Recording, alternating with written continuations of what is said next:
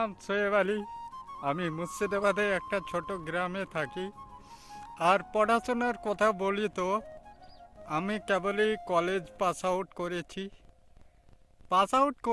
College, কিন্তু বাড়া সাপ্লি লেগে বসে আছে কলেজের সেমিস্টারগুলোতে। তো বাড়া আপনারা একটু সাপোর্ট টাপোর্ট করুন।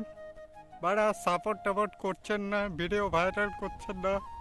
কি হয় এরকম করে বাড়া আসছে এই 15টা 20টা করে ভিউ।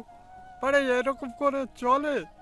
বাড়া ভিডিও ভিউ হবে, বাড়া ভাইরাল হবে, না তো না। বাড়া লাইক শেয়ার সাবস্ক্রাইব করুন বাড়া।